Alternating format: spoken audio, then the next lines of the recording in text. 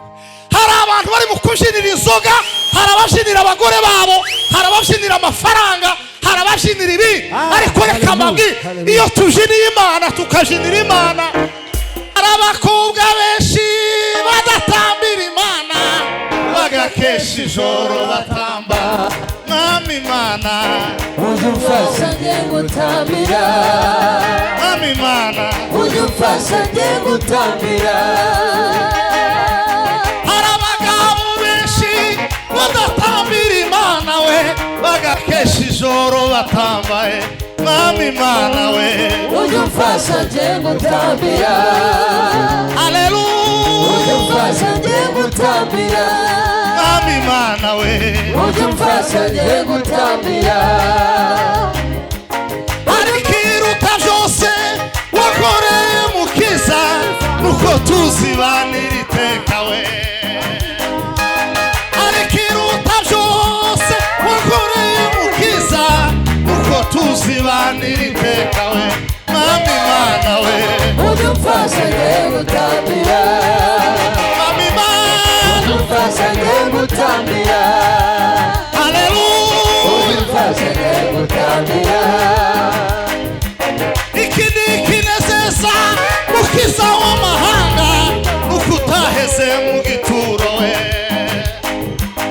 iki ni ikinezeza Mukiza w'amahanga, nuko utaheze mu gituro we. Mwami Imana we ujye umfasha njye gutambira, ujye umfasha njye gutambira.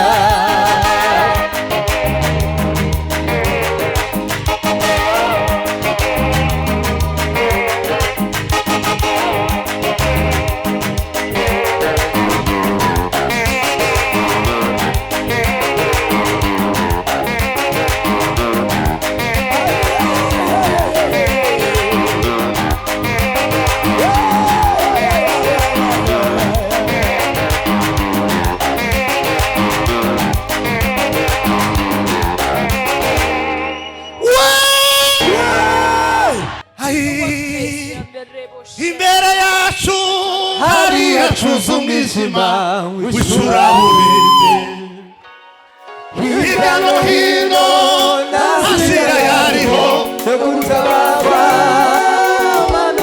waje nk'umurabyo uradutabara, Mana we waje nk'umurabyo uradutabara, waje we waje nk'umurabyo uradutabara. byabihe Tabiye tabi bikomeye warabihinduye Mana.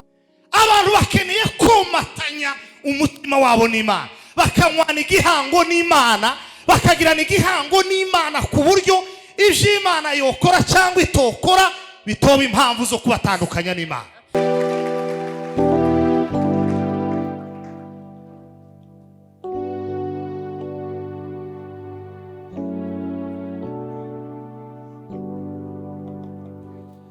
Numvise no yobugwa ko twese twohaguruka. I feel like we should all stand on our feet. Kambagore mwihangane muhaguruke mwese. Let me be hard on you and may you stand on your feet. Mwihangane n'abarwaye bihangane. Please be patient with this and stand on your feet. Reka buri wese agira amagambo ashima mu Imana mu masengesho avuga gukomera kw'Imana, ayishimire ku burinzi bwayo muri iki cyumweru cyose. Let everyone speak some words from the heart to the Lord for his protection and his faithfulness. Mwihangane buri wese abwira Imana mu magambo yumva, ayibwire ibyiza zirikana yamukoreye muri iki cyumweru. Let Mana everybody ndaguhimbaje, say in his or to the Lord whatever he has done good to you in this week. Mana ushigwe hejuru, Mana uhimbazwe ibihe byose. Nibutse uburinzi bwawe, nibutse imbaraga zawe. twibutse gukomera kwawe Mana. N'abadukurikiye bari online namwe aho muri muhaguruke musenga Imana muhagaze, ushima Imana ku mirimo yagukoreye. Turinda waturinze, twibutse uburyo wabanye natwe, twibutse uko waturwanya. Mana we turazimye, nta magambo ahari yabisobanura, ariko tubihaye agaciro Mana. twibutse imbaraga zawe. Feize merede nonga lazarwani bonde la faizo. Sheuzme egarme de versaroro mai.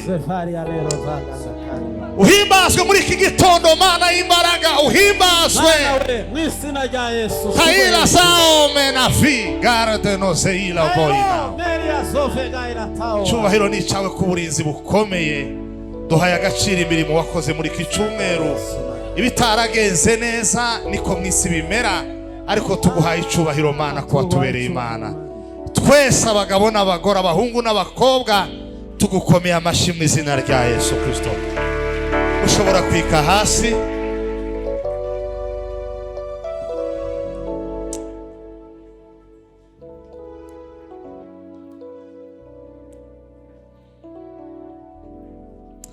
Abaheburayo igice cya 6 umurongo wa mbere Hebrews chapter 6 verse 1. Abaheburayo igice cya 6 umurongo wa mbere Hebrews chapter 6 verse 1. haravuga ngo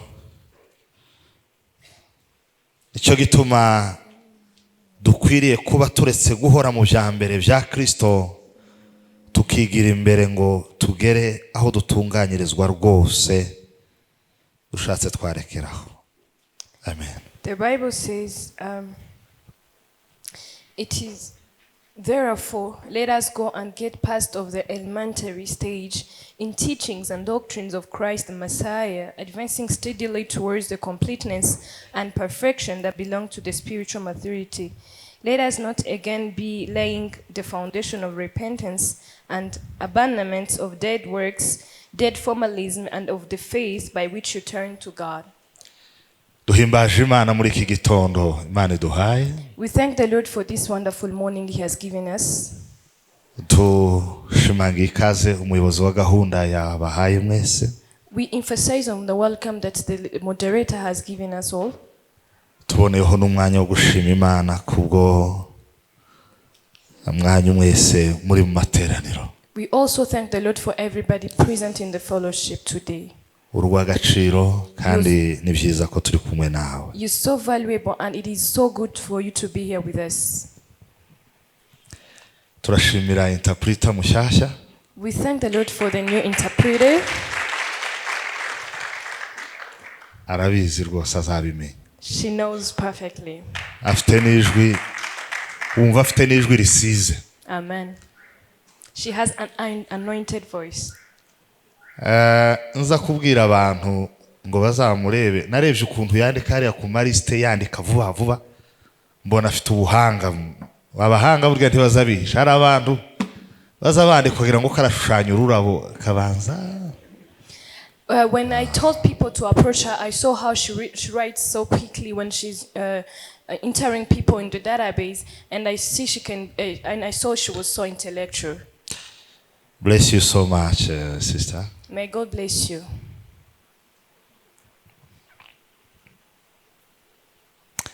Dufite amasengesho tuzatangira itariki ya mbere na bene data bo muri diaspora. We have the prayers that we are going to start on 1st of November with the diaspora team. Aba diaspora ho muri mwese mubyumve rwose ni umwanya wanyu kugira ngo tusengane namwe. Umwuka yanyoboye ko dukwiye gukora nayo masengesho kubera ko abantu muri eparpie mwagiye mu gushaka amafaranga ni byiza kandi abanyafrika turayabasaba ko dushoboye ariko mukeneye no kwegera Imana. The Spirit of the Lord has come upon me and He has led me to start the prayers with the diaspora team. Wherever you are and you're part of the diaspora, please join. I know you were scattered into many things, but the Lord wants you to be in one spirit. Abana ku cyumweru gitaha bazateranira habo mwihanganire kubakikira bazaba bari ahantu habo bicara baterane mutari kumwe nabo mu materaniro. For the next Sunday, children will gather in their usual ordinary classes. You bear with them bear with taking them. Next Sunday they will be in their own class. Turacakomeza kubibutsa inyubako yanyu. We still remind you of your own building construction. Turashima Imana ko gukinga byarangiranye n'umunsi w'ejo party ya offices. Amen. We thank the Lord for the closure has ended yesterday with part of the offices. Amen. Hasigaye ibirahure hanyuma tukimuka.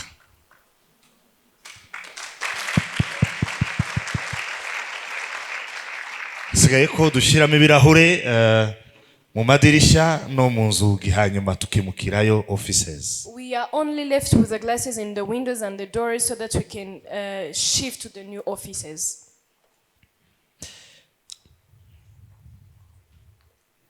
Umutwe w'ijambo w'uyu munsi kubumvira bazanye aho kwandika. Today's topic for the one who brought their notebook. Umutwe uravuga ngo ukeneye kuzamura urwego rw'umwuka muri wowe gusa. You need only to level up the spirit, the level of spirit in you.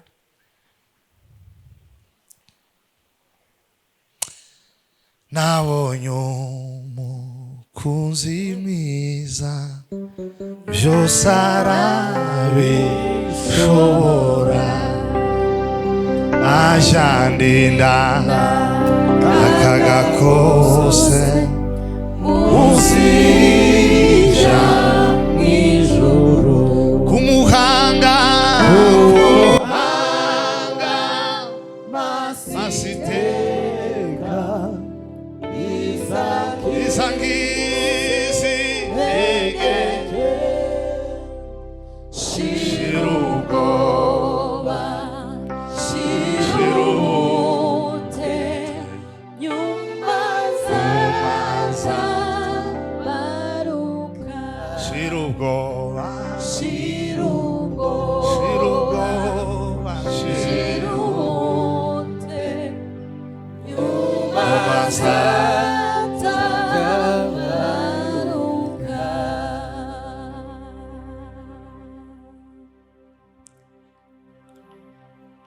ibibazo twibwira ko dufite sibyo dufite. The challenges we think we have are not the real ones we have. Intambara zitugoye mu bitekerezo dutekereza ko turwana ntabwo arizo turwana nazo zigoye. The battles we think in our thoughts that we are fighting are not the real battles that we are fighting. Ibyo twibwira ko bituremerereye tukabwira ibitekerezo byacu ngo ibi nibyo bituremerereye ntabwo ari byo byagombye kuba bituremerereye. The things that we think they are suppressing us and we tell to our minds that we are suppressed are not the things that really suppress us. Tuzamuye gusa urwego rwacu rw'umwuka rukazamuka twabona ko ibituremerereye byakoroha intambara turwana nazo twabibona ko atarizo tugomba kuba turi kurwana nazo. If we can only upgrade the level of spirit in us, we could find out that the real battles we are fighting are not the battles, and the challenges we think we have are not the true challenges. There is a kind of spiritual dimension we need to reach for being safe and being comfortable. Hari urwego rw'umwuka dukwiriye kugeraho kugira ngo tugubwe neza kandi tugire amahoro. Unless you reach there, you will find solutions on every problem you have. Kugira ngo ubone igisubizo kuri buri kibazo gusa ufite ukeneye kugera kuri urwo rwego. I'm saying this until you reach this position, you reach this spiritual level, this spiritual dimension, you will find solution. Utaragera kuri urwo rwego cyangwa se aho hantu wifuza kugera ntuzigera ubona ibisubizo. We always find problems and challenges before everything and every situation. Duhora tubona ibibazo ndetse n'ibigeragezo muri buri circumstance. Muri buri kintu cyose Muri buri kibaye. kintu cyose kibaye. Ariko twuzuye umwuka tukazamura urwego rwacu rw'umwuka twobona ko ibibazo dufite ari bikeya cyane. But if only we could upgrade the level of spirit on us and we could go to the other dimension, we could realize that the level of challenges and troubles are few.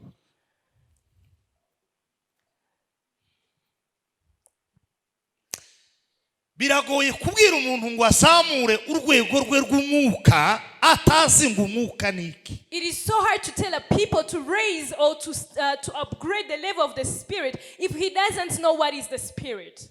When we say body, soul and spirit, some people don't know what we are saying. Iyo tuvuze umwuka umubiri n'ubugingo abantu bamwe ntago bumva icyo turiho turavuga.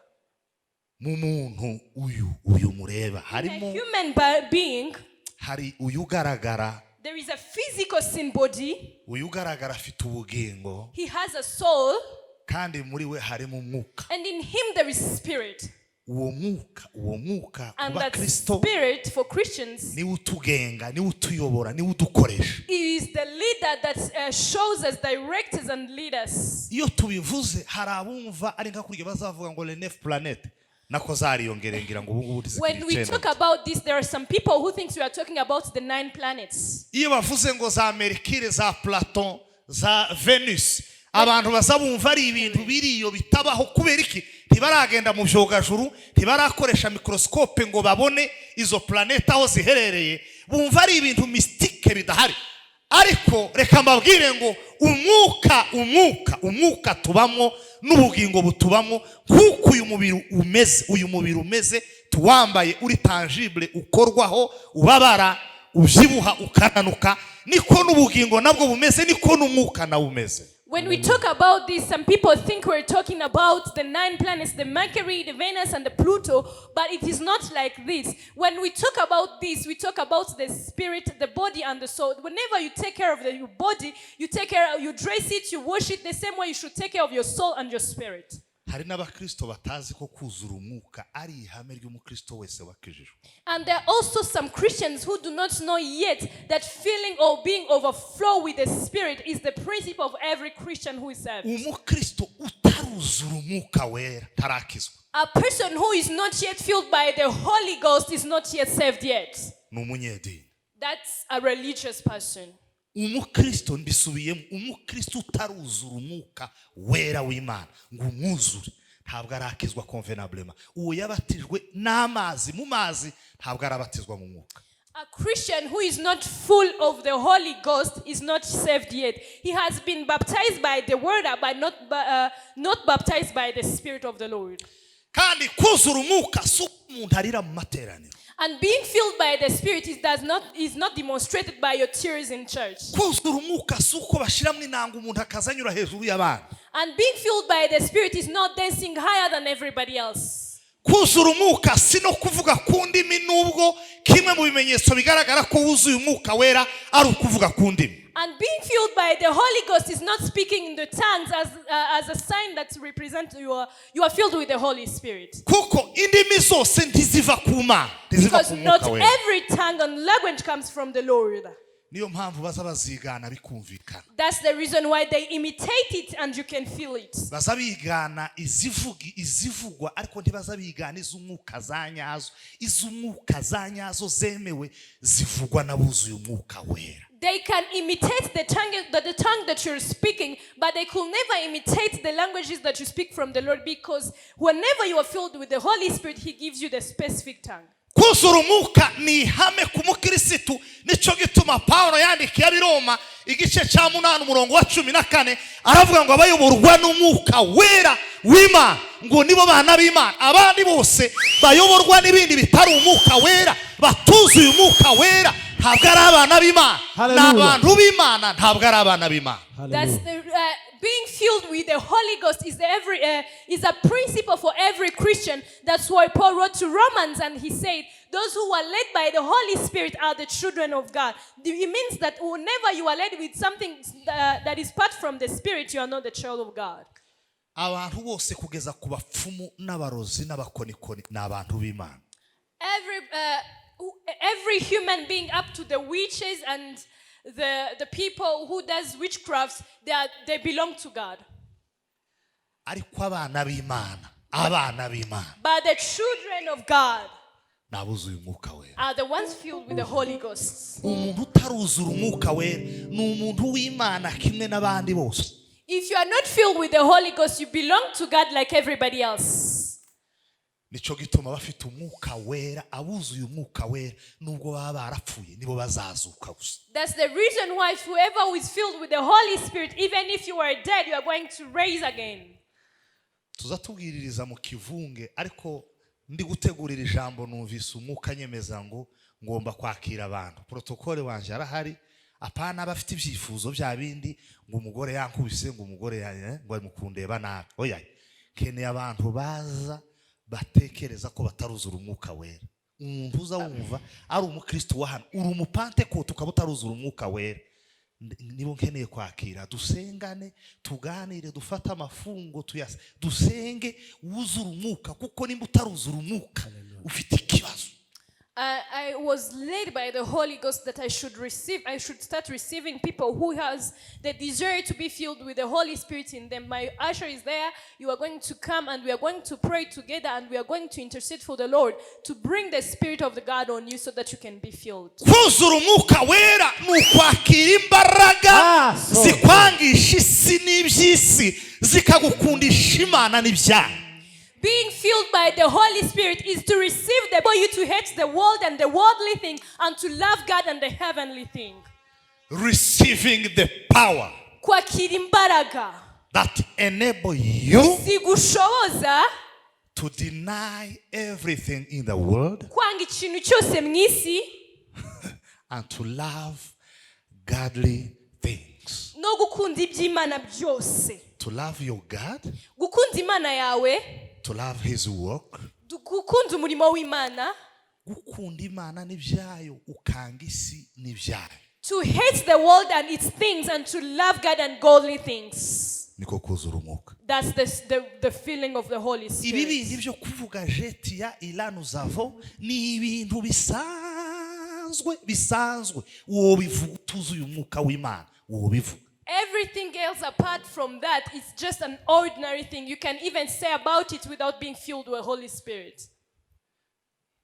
Mushiki wacu kuva Dubai tuguhaye ikaze. Our sister from Dubai, we welcome you. And our brother from US, welcome. And our brother from the US. Nimba hari igihe abakristo bakeneye kuzura umwuka no kuzamura urwego rwabo rw'umwuka ni iki gihe. If there are times that Christian needs to upgrade their level of spirit and to be filled with the Holy Spirit, it is in times like these. Abadayimoni ko barakora ibintu biteye ubwoba muri iki gihe. The devils are working maestros in times like this. Rubuga bejo budi kuwa kane. There is a man recently on Thursday. Nagiye gusengera murabona ukuntu abana baza bakunda konka udukume. Noneho abarozi bakoresha iyo acte y'umwana azakoresha yonka gakumwe gutya.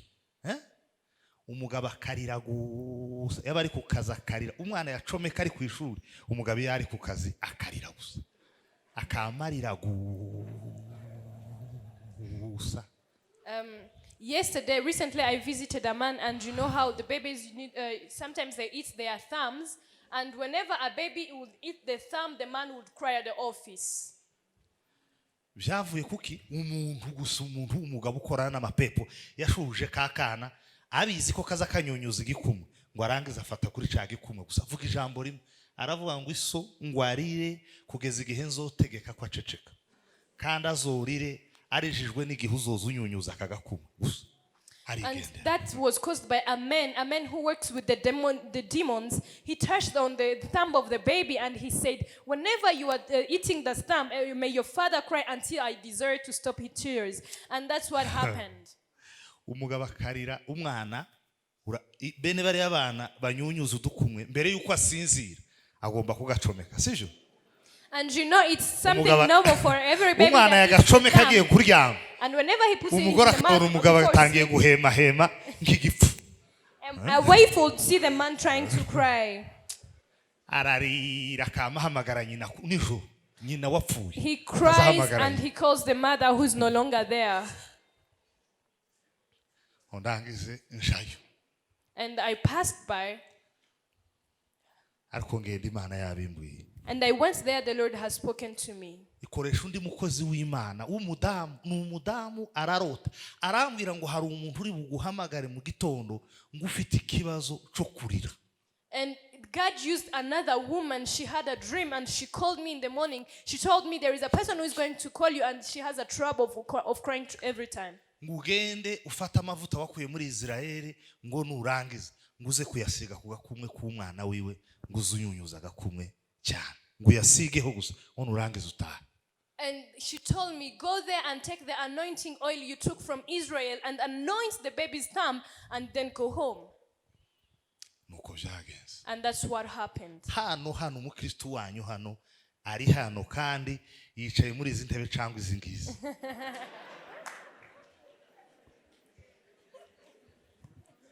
yagize ikibazo umugore we bwira mu kagoroba akamakorora ngo ke mpaka mu gitondo bikageza mu gitondo bwapfa guca inkorora igashira. And another Christian among you, he had a trouble when his wife started coughing from the evening up in the morning, and then during the day she's fine. Ngo buce turabisengera ngo birangire akama byimba nimugoroba bicaye ku meza bahe barya kasambiri akama byimba abana bakamuhunga abana bibo bakamuhunga kubera kubyimba. And when it comes in the evening, when we prayed about it, but when it comes in the evening, she starts to bump up, and then the children will go away from her.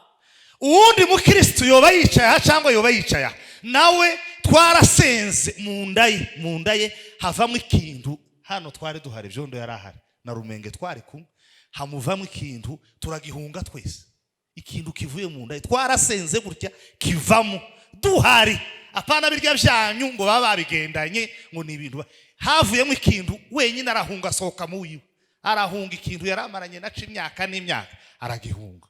And another woman, we prayed together, and when we were praying, something came out of his womb, and we all fled away. Even himself, after the long years living with that thing, he went away. Kuburyo bizabimbabaza iyo mbwiye abantu ngo musenge kaza mbona umuntu ukariteteshwa yahengamye ameze nk'ikibabi citeke sinzi nkuko ameze umuntu ibintu bihari imbaraga abadayimoni bahe bakora ibintu abadayimoni bari gukora hanyuma umuntu w'umukristo akirirwa mu nzu ku cyumweru ntaze ngo aterane ntaze ngo yumve ijambo bavuga gupfukama gusenga akazavuga ngo urumva ngo amavi yanje arakoboka. And that is why it gets me so sad whenever I say we should pray, and you could see some Christians taking it so easily, and they try to take it for granted, and yet the demons are working so hard. There is another Christian from Adepet that I prayed for yesterday. Yesterday I prayed for him.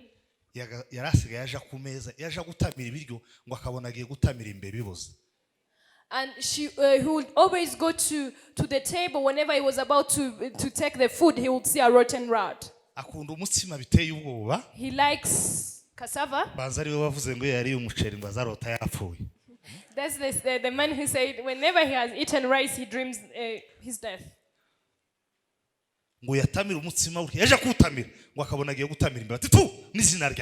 And whenever he's about to receive the cassava, he would see a rotten heart and he would say in Jesus' name. Abakirisitu mukeneye kuzamura urwego rwanyu rw'umwuka rukazamuka. Mukeneye kuzamura urwego rw'umwuka rukarenga ibigeragezo, rukarenga amagambo y'abantu, rukarenga ibitekerezo by'abantu, rukarenga intambara mufite. Urwego rwanyu rw'umwuka rukeneye kuzamuka. Christians, you need to level up the level of your spirit, that it goes beyond your transgressions, it goes beyond your troubles and your challenges. You need to upgrade the level of your spirit in you. Hallelujah. Hallelujah. Turi kumwe muvuge ngo hallelujah. If we are together, say hallelujah. Ihangane nyeganyeza uwo mwegeranye utwi uti ukeneye kuzamura urwego rw'umwuka. Shake your neighbor and tell him you need to level up the level of spirit in you. Biragoye kubwira umuntu ngo nazamura urwego rwe rw'umwuka atazi ngo urwego rw'umwuka ruzamuka gute rubaho gute mu muntu kandi rukura gute mu muntu. It is so hard to tell a person to level up the level of spirit in him when he doesn't understand how is the level of spirit in him and how does it work. Uriya hari ibintu bitatu biza bikuza urwego rw'umwuka mu. There are three things that level up the level of spirit in you. Nyuma y'uko urwego rw'umwuka rubaho uvuka ukabaho mu mwuka habanza kurya. Umukirisitu azagaburira umuntu we w'umwuka akarya kuko turya kugira ngo tuvyibuhe dukure tuzamuke muri taye tuvyibuhe tugira imbaraga. Niko umuntu wacu w'umwuka nawe abakeneye kurya kugira ngo akure avyibuhe agira imbaraga ahangane n'ivyorezo n'indwara. And the same way we feed to our body so that we can grow, we can become fat and whatever. It's the same thing that we should do with our spirits. A person who has gotten saved, he should feed to the spirit so that it grows and it gets stronger to face all the challenges. Petero yaranditse aravuga ngo mwifuza amata y'umwuka adafunguye. Bivuze ngo hari ibiryo by'umwuka abantu bamwe bazabarya bifunguye. Marira abantu bazabarya ibiryo bikagira ico bibamarira bikabaha imbaraga bikabaha guhangana n'ibigeragezo n'abantu barya ibiryo biri genuine biri originale bidafunguye amata adafunguye ibiryo biteguye neza byiza ukeneye kugira ngo umuntu wawe imbere abeho. And as Peter said, you have to desire the pure milk of spirits that it grows you, that it can enlarge you. Some people do eat the things that does not give them things they need to grow old and to grow fat. But the same way we take care of our bodies, it should also be done with our spirits. Kandi ni ngombwa guhindura indyo y'umwuka. And that's it's so important to change the spiritual food. Ugasenga. You pray. Ukabyina, you dance, ukaririmba, you sing, ukumva ijambo, and you listen to the word. Iki gitabo iki ngiki. This book, the whole Bible, ukirebeye inyuma ni kimwe na bya bindi by'aba Maxwell. When you see it outside, it looks like Maxwell's books. Iki gitabo kirebeye inyuma ni kimwe na bya bindi by'aba Hegel babahakanyi bahakanaga Imana. When you look it outside, you can see it is compared to the Hegel's book, the atheists used to deny God. Ukirebeye inyuma gifite impapuro nk'iby'aba bandi ba Karl Marx. And you see it backward, you can see it has pages like the Karl Marx books. Ariko iki gitabo iyo ukisomye, but whenever you read that book, kiza kiguha imbaraga kikagukuza kikagukomeza. It grows you, it strengthens you, and it gives you power. Ibipfukamirwa byitwa Imana ni byinshi. Everything that we kneel before that resembles God are many. Ariko iyo dupfukamye imbere y'Imana ya Isiraheli tukavuga ngo Mana data wa twese uri mu ijuru. But whenever we kneel down before the God of Israel, our Father in heaven, izina ryawe ryubahwe. May thy name be honored. Icyo ushaka kibe mu isi nkuko kiba. Whatever you desire, may it happen the world as it happens in heaven. Imbaraga zawe zimanukira ubugingo bwacu. May the power come down to our souls. Tuza duhabwa imbaraga zimira izindi imbaraga. We receive the power that internals every power. Mwese Imana ishuri muzamu ibiganza mwese. For the Lord, yes. Mwuvugiriza Imana karuru mwese mukajara. Shout for the Lord. Zaivuga ineza yawe mwami. Aho zaba ndi hose mu mahanga no mu tawira sao menafe kerime desonfi.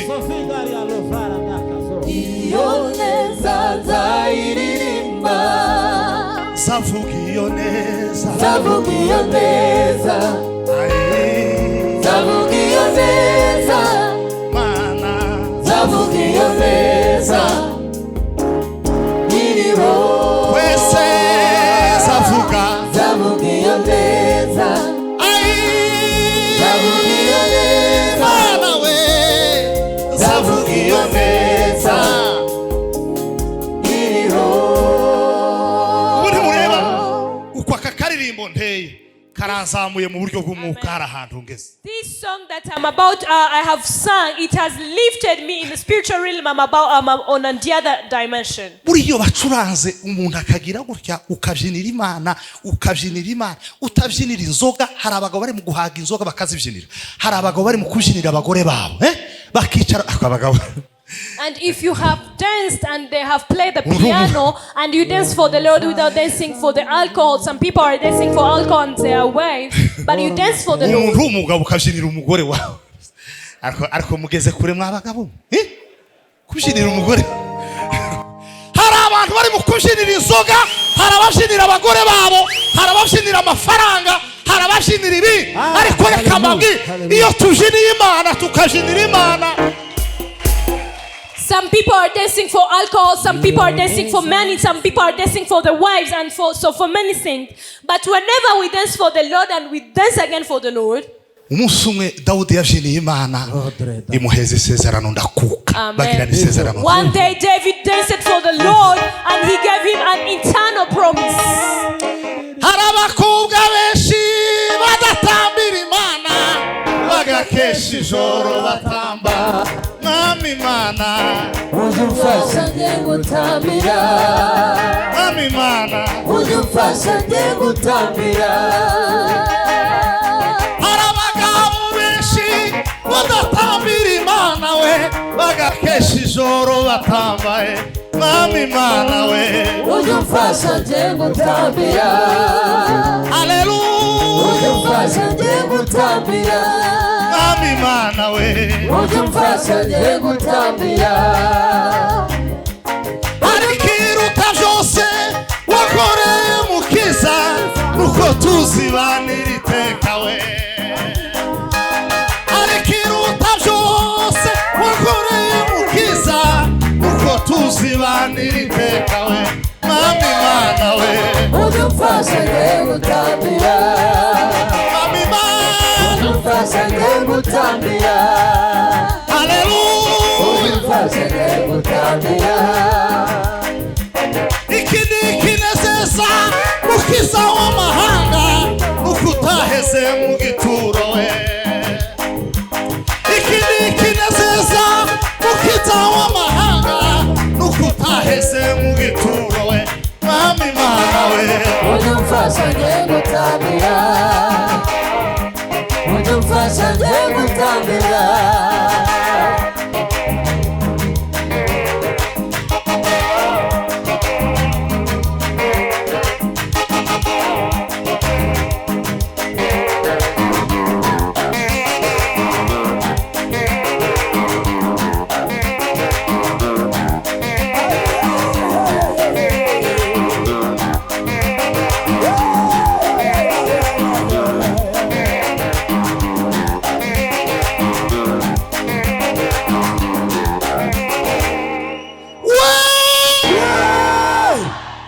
atukuke baba mu Hallelujah. Praised. umuntu urya indyo imwe ntakiza ifasha umubiri we. A person who eats a single diet doesn't help anything to his body. Bibiliya iravuga ngo musenge uburyo bwose bwo kugira gute gusenga. The Bible says pray all kinds of prayers. nta muntu usenga mu buryo bumwe. There is no one who can pray in one kind. ushobora gusenga uri kubyina You can pray while you're dancing. wosenga upfukamye You can pray while kneeling. wosenga mu gutanga ituro. You can pray while giving offering. Tobela. hari umwarimu wari warangoye muri kaminuza umwarimu wari warangoye watwigishaga topography. There is a teacher who was so hard on me and he used to teach us topography. arangora angenda aho yari yuzuye umwuka amapepo. He was so hard on me. ayaya buriya ndetse turwana hazarwana ibiturimo kera iyi myuka ibarimo itandukanye biba birangiye mu mubonye impamvu yo gutushwana. We do not always fight, but the spirit in us always have a fight. When the spirits are different, that means they can fight. ntukave ku nshuti yawe ngo nuko bavuze ngo bafite ibibazo ngo barashwanye nayo ngo bayivuge ibibi ngo nurangize uyiveho. birashoboka ko imyuka ibakoreramo yo bitandukanye n'umwuka uri mu nshuti yawe. wowe rero ugapfa guhogerana gusukiruka urumva ngo barimo no kuvuga nibi ngo barimo no kuvuga nibi. impamvu ikomeye abantu baza bapfa itungwa ni impamvu yo mu mwuka. ibindi byose mwopfa muzamwiyunga ariko umuntu mudahuje umwuka ntibishoboka ntimushobora kwiyunga. And do not quit your friend because you have heard some news about him. Maybe their spirit was not connected to his spirit. You should just check the spirit in you between your friends. And everything can be fixed together. Everything can be broken and then fixed. But when there is spiritual reasons, you can never mend that. ntiworya indyo imwe ngo wizere gukomera kandi nta muntu uzurya umunsi umwe mu cyumweru ngo wizere ko azobaho neza. You cannot eat a single diet and then expect to be strong. And nobody can ever eat one day in a week and then feel like you're going to live properly healthy. hari abantu bajya basenga ku cyumweru n'ikindi cyumweru gusa. There are people who praise on Sunday and the next Sunday only. ntibishoboka ntiwabaho. You cannot live. icya kabiri kiza gikuza abakristo ni umuco w'abakristo. The second thing that grows Christians is the culture of Christians. Hari ibintu bitanditse muri Bibiliya ariko mu umuco w'abakristo uri universel uzwi, kandi iyo utabikoze ntubukoze icyaha, ariko iyo ubikoze nibwo ukura. Iyo utabikoze ntukura, iyo ubikoze nibwo ukura.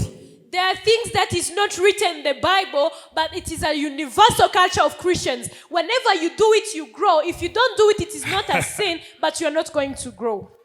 Gutinda mu kabare utahaye unywa inzoga si icyaha, ariko si umuco w'abakristo. Delaying in the bars without drinking alcohol is not a sin, but it's not a Christian culture. Kuko ushobora kutayinywera mu kabare ukayinywera imuhira. Because Gutinda mu kabare, gutinda muri za restaurant, si umuco w'abakristo, si umuco w'abakristo. delaying in the bars and the restaurants is not a Christian culture, because you cannot drink alcohol in the bars, but you drink it at home. Umwuka uraha ngaha kuko hasengerwa niwo abaje hano baza bakira. Iyo ugiye mu kabari ugatinda mu kabari, uzuguma kwakira umwuka w'akabari, umwuka w'akabari, umwuka w'akabari. Kandi hari abantu bagakunda baza bakicaramo akanywa fanta imwe kuva saa 8 kugeza saa 2 z'ijoro, kazanyunyuza rimwe akayishira mu kanwa gaso akayisubizamo, akanyunyu mu kabari gusa ngo yicare gusa ngo hantu ngo hari akayaga. Uwo muyaga ni uzakugurukana ukakugeza iyo utazi.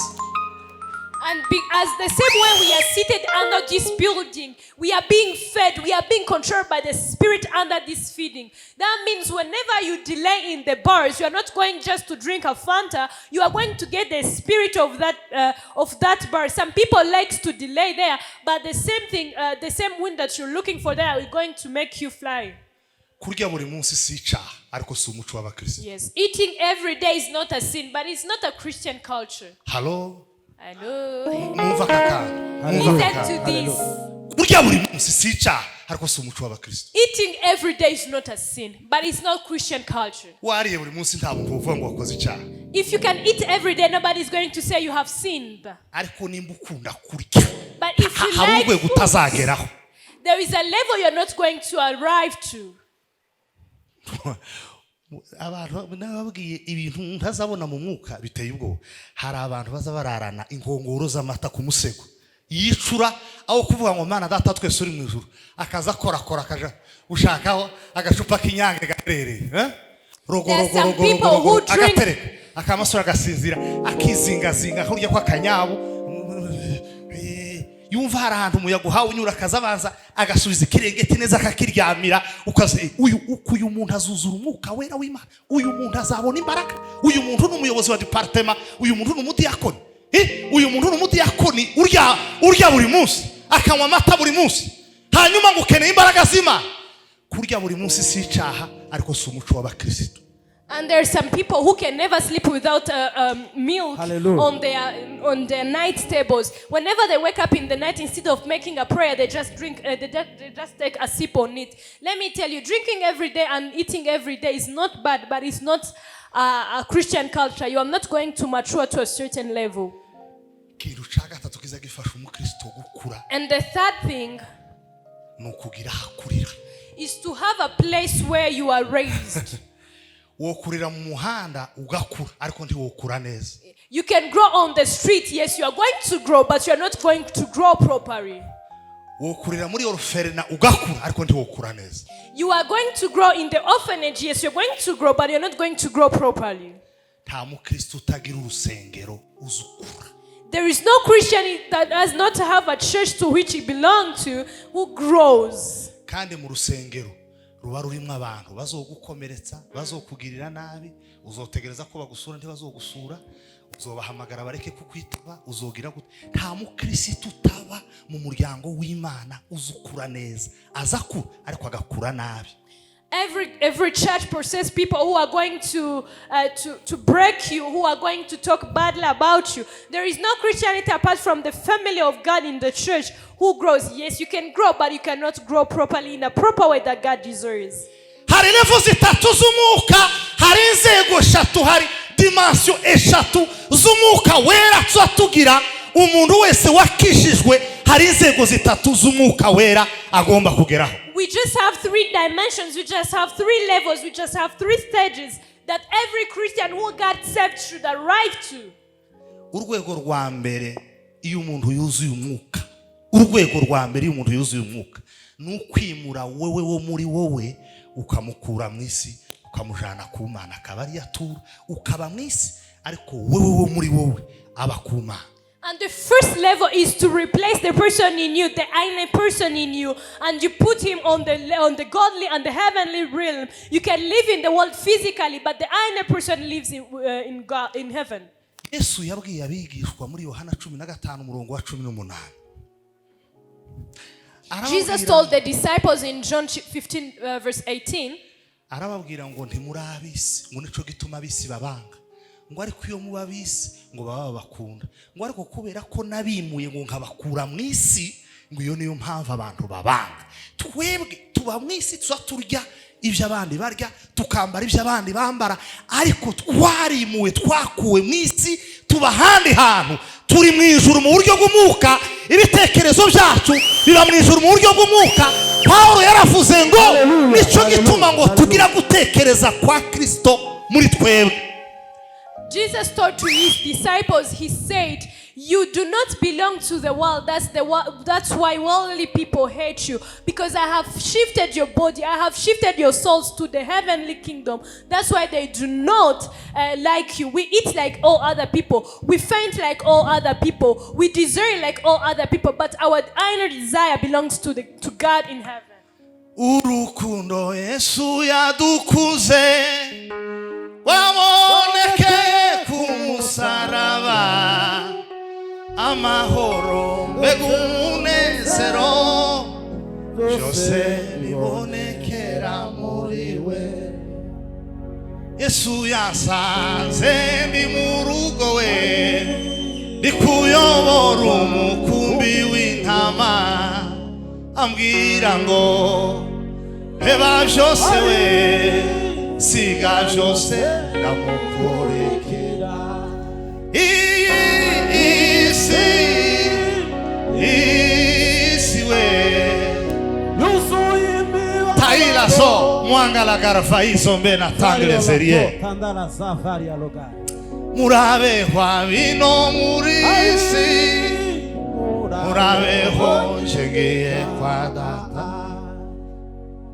Imisi yo gukorera abandi Imana igiye kwigira migufi. Uzagira abakozi nawe bagukorera. The days to serve others, God is going to reduce them. You will now have the workers that serve. Urukundo Yesu yadukuze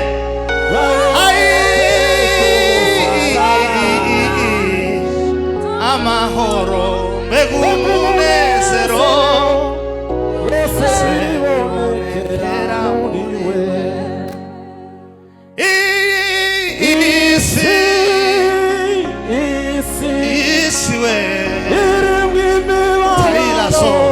la garfaisa no bradena gila trage na forima soa aila sawa somela trafiva vailo carioro desafega ni vi antike desange promilere desafega ni alova aila so pa waila saina sombe ega wagirmese Cairo Jantagero shangela mzakarigaida no zaila Tariere de Sefilandro mela della zaina vaido Axifage notre ferie de Galilei waka Watifa waria dosa fega ninganda ibisigo by'abadayimoni bihagaze imbere y'abantu nibibavemo izina rya Yesu cikitege kuko wantambara sama pepo we waila sa kangila sa omenefa kangle zarvoni medoisa Axofera rigaria faria to ai varia bagahima we bagadeta kongwa we varia bagahima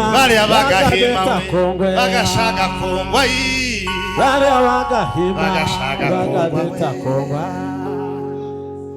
ai bisha ai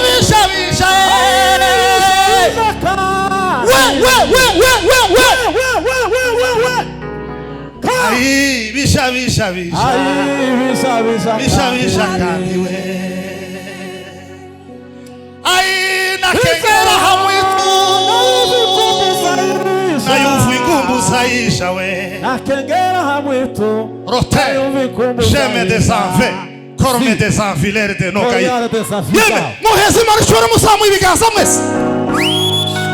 Nimwihangane buri wese avugiriza Imana karuru.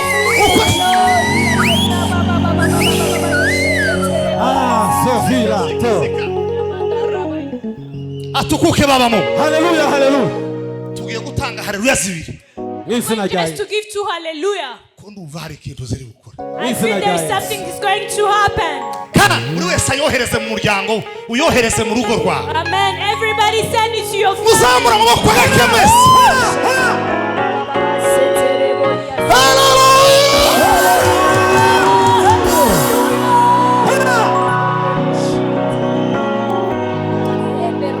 Sema we.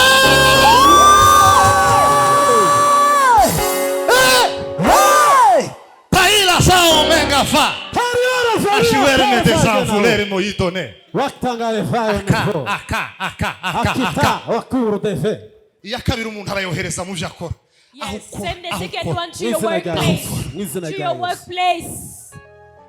Ai.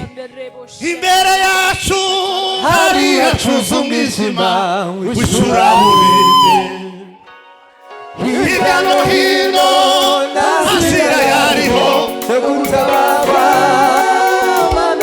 waje ngumurato uratutabara Mana we waje ngumurato uratutabara waje ngumurato uratutabara Shabihe tabiye bikomeye warabihinduye Mana aye tabiye bikomeye warabihinduye Mana Shabihe we tabiye bikomeye warabihinduye Mana Shabihe Mana tabiye bikomeye warabihinduye Mana Shabihe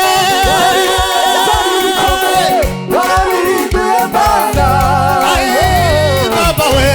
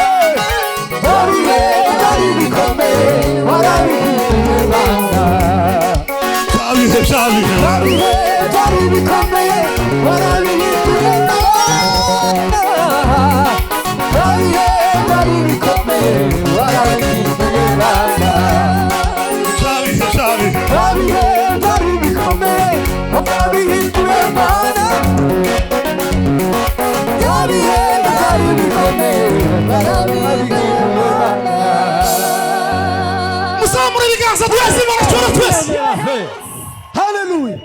Ese ko muribuka ko turi ku munsi wa 9?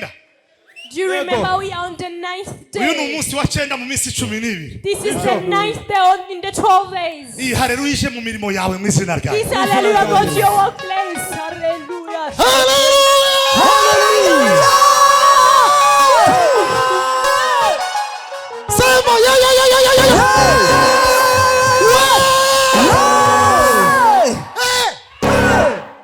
Imani bahumugisha. Hallelujah. Ya. Gardano se bligene vai. Cariare te foga, soferte cari na fo. Sortare te figadola andai a casa.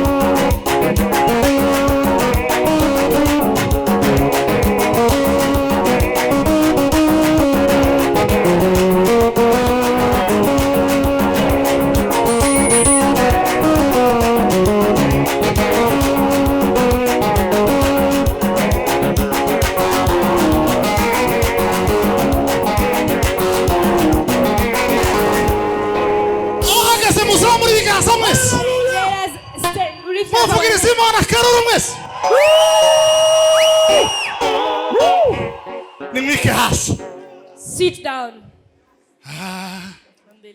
Ni jambo lipilo hilo yeye asilo liweza, kwani ni jambo kwani ni jambo lipilo yeye asilo liweza.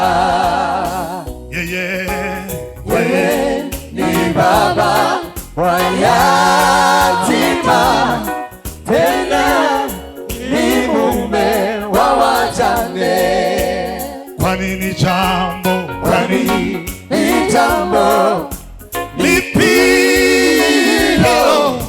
yeye asilo liweza. uwo muzamubona umwuka wera twahawe. The Holy Spirit we were given. Uyu mwuka This Spirit uzutuma umuntu anezerwa akumva umunezero au maximum.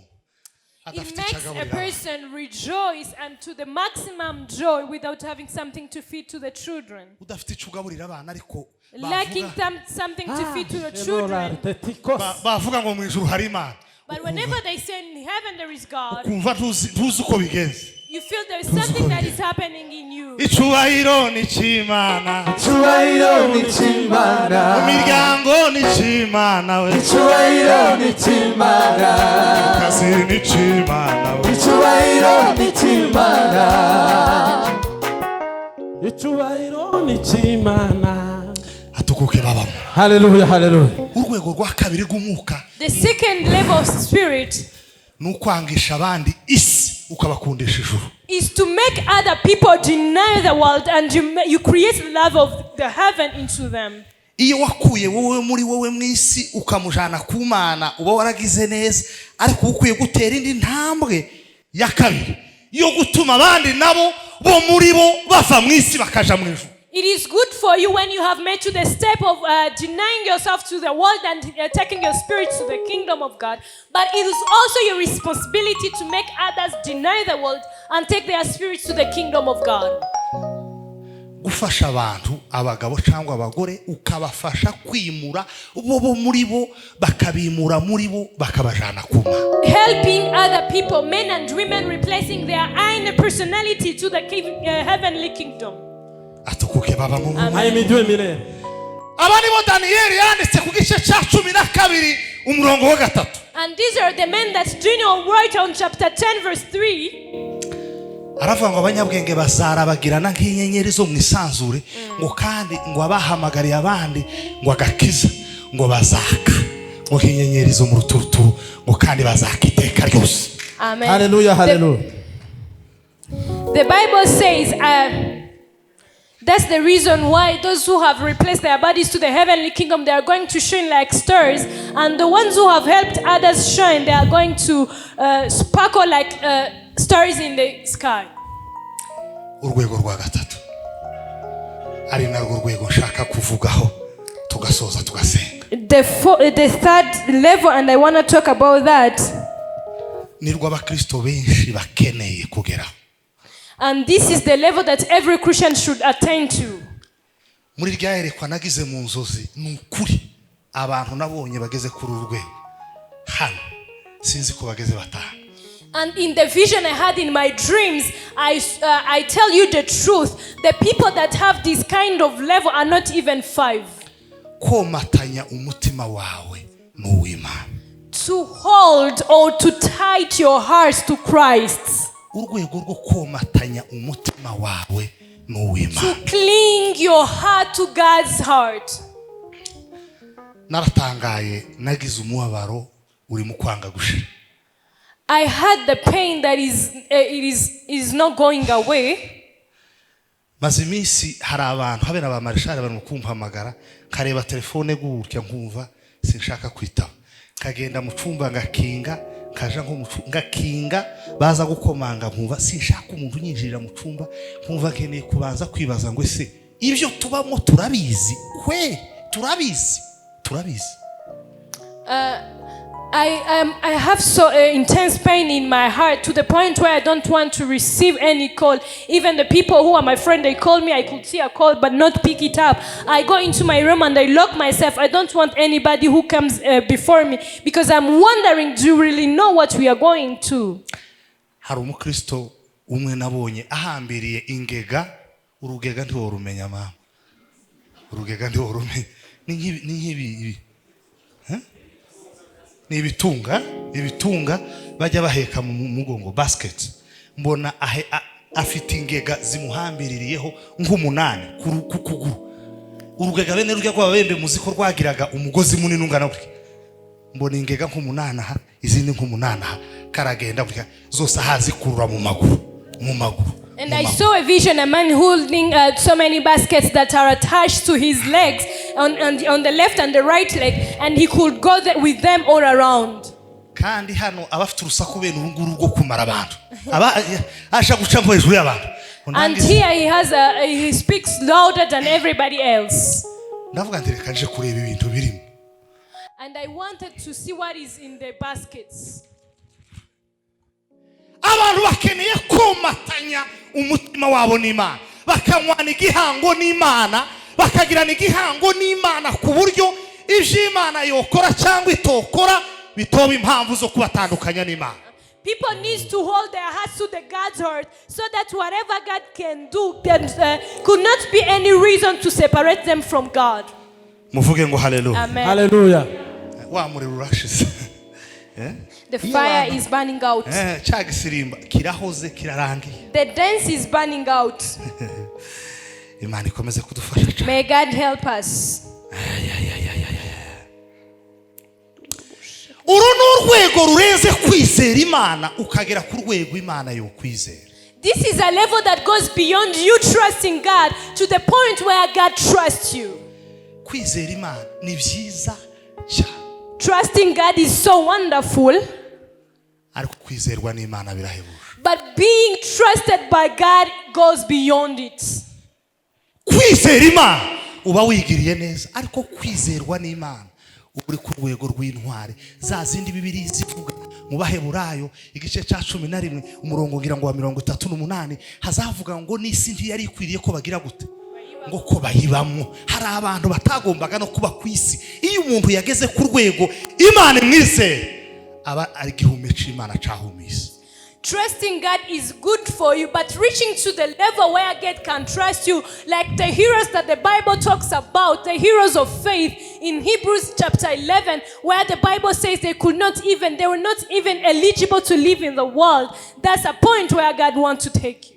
Yosuwa igice cya 14 umurongo wa 14 hazavuga ngo Karebu ngo mwene Yefune ngo kuko yomatanije umutima we n'uw'Imana ngo nico catumye Heburoni ngo haba umurage we haba gakondo ye ngo nabugingo ngo kubera ngo kuko yomatanije umutima we ngo n'uwiteka Imana Israel. In Joshua chapter 14 verse 14 it says, because Caleb the son of Jephunneh had clung to the Lord, that's why Hebron became his heritage up to now, because he held his heart fast to the Lord. Umuntu wo matanye n'Imana icambere azaba umuyoboro w'ibyiza kuba. Amen. A person who has clung to the Lord, he becomes the channel of the goodness to others. Mureke mbabaza Let me ask you, iyi imfuvyi zikubonye zizera ko ziri burye. whenever orphans see you, do they believe they are going to eat? Mureke mbaza abagabo muri urusengero. Let me ask the men in this church. Mwari mwahamagara abana ba mama Frank uriya mama presidente ko mubona ari abasore baheba kura mukabicaza mukabaganiriza mwabagabo mwe tubana mu rusengero mwari mwakora ico gikorwa. Have you ever called the sons of Mama Frank and you call them to sit together with them and talk to them? They are growing up. Ariko nje mu mwanya wanje mukeya narabahamagara. But me in my limited time I called them. Mushobora kuvuga ngo nuko ndi pastor. You can say because I am the pastor. Mwari mwishara mukavuga ngo ese kwa abana batanga ishuri abana ba Pastor Espoir. Ese muzamwibuka ko akiri hariya ari? Do you still remember that Pastor Espoir is still in the place where he is? Do you ever call his sons? Mwari mwishara ngo muvuge ese abana kwa bacu bagiye ku ishuri abiwe bagiye. Do you even want that our children are going to school, but that's so? nahagarara hano ngo pastor ngo twaragusenge. And if one day when he stands here, you're going to say you prayed for him. Abana ba Leo amazu umwaka umwe apfuye. Abana ba The children of Leo, he passed away 1 year ago. Mama mwarahamagaye madamu mukamubaza se abana bagiye. Did you ever call the wife wife and ask her if they have gotten the school fees? muri mukuvuga ngo nzamvuga ibintu bikomeye musigaye mvuga ibintu bikomeye. Mwese mbabwira ibyoroshe kubereke.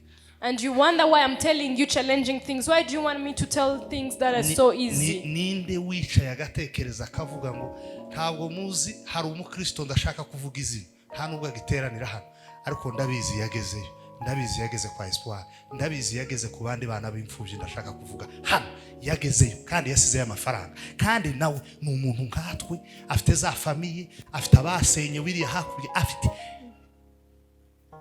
There is a Christian I do not want to mention, and he has done everything. He reached to all those families, yet he's a person like us. He has also a family to take care of. Bagushira ku rutonde bakoherereza link ya group ya WhatsApp ngo abantu tugomba gutabara. Wese ibi bitoro tuzobihungira he. And whenever they put you on the WhatsApp group, they send you the list of people that you could visit. You always wonder when will this finish, will end. Watewe n'abadayimoni.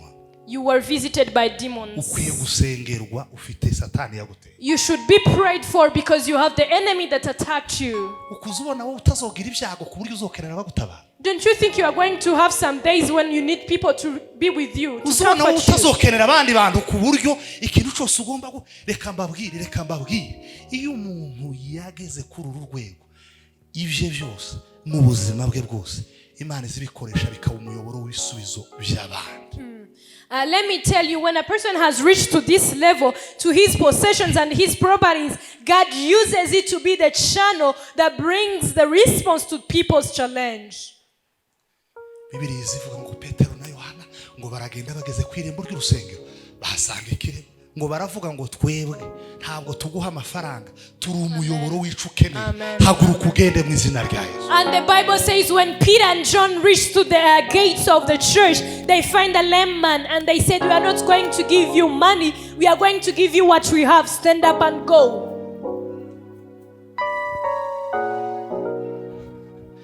Imana yarangize umurimo wayo. Umuntu wese urwaye muri aka kanya Imana nimpindura umuyoboro yakire gukira mwize. God has entrusted me with his work. That's why I declare that every person who is sick, may you receive healing in the name of Jesus. Sema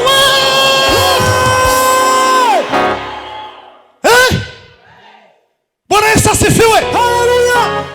Petero bamuzanira Tabita abafakazi biyopa ngo baraza bamuririra ku maguru baramubwira ngo umva tukubwire uyu muntu yadodeye abafakazi uyu muntu yagize neza kubera ko Petero yari umuyoboro w'isubiza abantu bakeneye ngo arabaheza bose ngo apfukama hejuru ngo aramusengera ngo abwira Doroka ngo Tabita Doroka byuka ako kanya ngo arazuka amubahereza ari muzima. And the Bible says, talks about Peter because he was the channel of the living things that people needed. The widows in Joppa approached Peter Dorcas to his feet and said, this woman did this and that, and she's dead. But because Peter was a channel, he took them all out, and he prayed for Peter Dorcas, and then he brought her alive.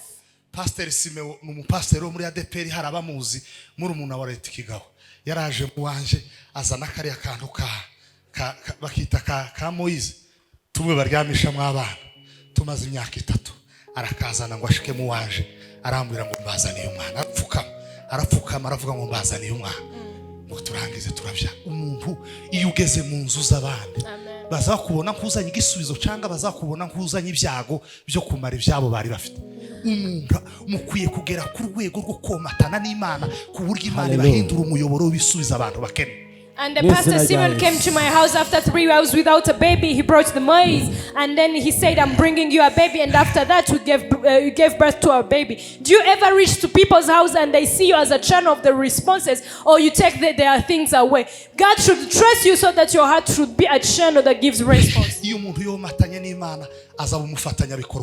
When a person has clung tight to the Lord, he becomes a partner with the Lord.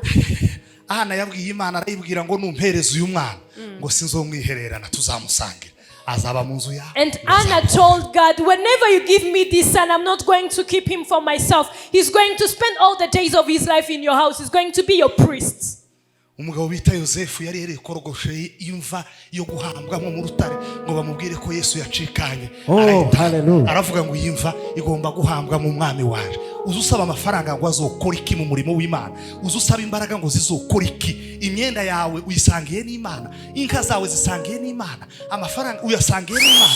Akazi ugasangiye n'Imana. Nimba utaragera ku rwego rwo gusangira n'Imana byose ukeneye kuraisinga urwego rwawe rw'umwuka ukaba umufatanya bikorwa n'Imana. And Joseph, after hearing that Jesus is dead, he said, this coffin should be laid in my king. And I'm telling you, do you ever reach to a level where you partner with God? Do you ever share your things with God, your properties with God? If not so, you should raise your standards. And the third thing I want to conclude about, those people who clung with the Lord, they are so close with the Lord so that they see him before everything else. And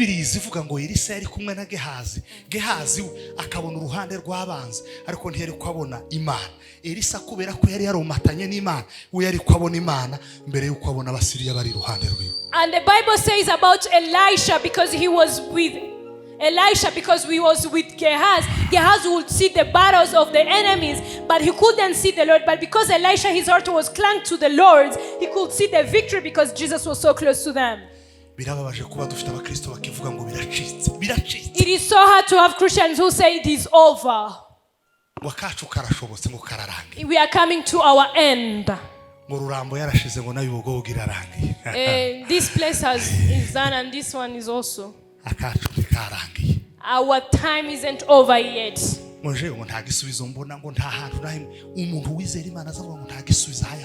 whoever trusts God, how do you say you do not see any answer?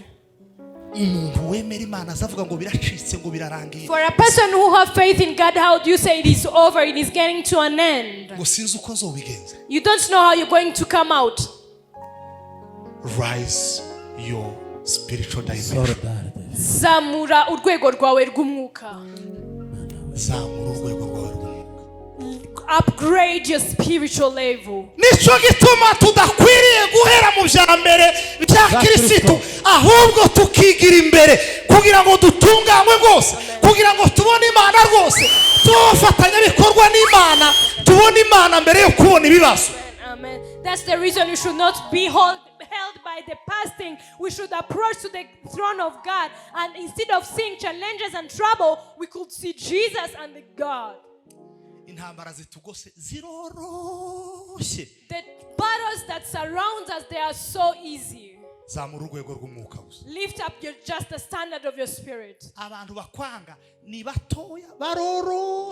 People who hurt you, they are just small, they are so easy. Just lift up your standards, your level of spirit. Poverty is so poor, lift up your level of spirit. Stand up and we pray to the Lord. May God be praised. Icho ni kinu gihumuriza umutima wanjye ikanyibagiza tuhaguruke twese ibyago byose umva nduhuwe n'umwami Yesu je ndi umukristo uko ndi kose asentumirwangiye gupfa sagirijishi bitavugwa zaboniriwe buri wese nasenga abwira Imana ngo Mana zamura urwego rwaje rw'umwuka. Let everybody pray, God, lift up my standards, my spiritual standards. Mana imbaraga n'ubutware n'ubushobozi. Man of power and authority. authority. n'izina rya Yesu Kristo In the name of Jesus Christ. hawila zama aila fango la karwa simeredeno. Lift up the stern as I love Aisa markano fege shaina so wangala sare maito ne fangalia trobeni faiza. Zamura kwizera kwanje ma. Zamura urwego rw'amasengesho. Zamura urwego rwo gukunda Imana. Zamura urwego rwo kugukorera. Womatanya umutima wanje n'uwawe n'izina rya Yesu Kristo. Womatanya umutima wanje n'uwawe. Aradre de fenizango la karwa samairova. Sambre des ingénieries cantique des anges. Auzana margane vandalia saúde. Chambre des anfigueres de Nozarina.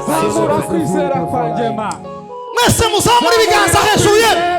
Amaboko yacu hejuru uvuga ngo Mana yo kwizerwa. Mana yo kwizerwa. Uri Imana y'imbaraga. Uri Imana y'imbaraga. Zamura urwego rwanje. Zamura urwego rwanje. Rw'umwuka. Ijambo biracitse. Ijambo biracitse. Ijambo sinzi uko nzabigenza. Ijambo sinzi uko nzabigenza. N'ayandi asa nayo. N'ayandi asa nayo. Ave mu kanwa kanje. Ave mu kanwa kanje. Mfite Imana. Mfite Imana. Sinkwiye kuvuga nk'utayigira. Sinkwiye kuvuga nk'utayifite. Mfite Imana. Mfite Imana. Sinkwiye gutekereza nk'utayigira. Sinkwiye gutekereza nk'utayigira. Mfite Imana. Mfite Imana. Sinkwiye kurwana intambara nk'utagira Imana. Sinkwiye kurwana intambara nk'utagira Imana. Iki cyumweru ndagisengeye. Iki cyumweru ndagisengeye. Ukibemo. Ukibemo. Wiyubahishe. Wiyubahishe. Amahoro yawe aganze. Amahoro yawe aganze. Ubu n'ibihe bidashira. Ubu n'ibihe bidashira. N'izina rya Yesu. N'izina rya Yesu.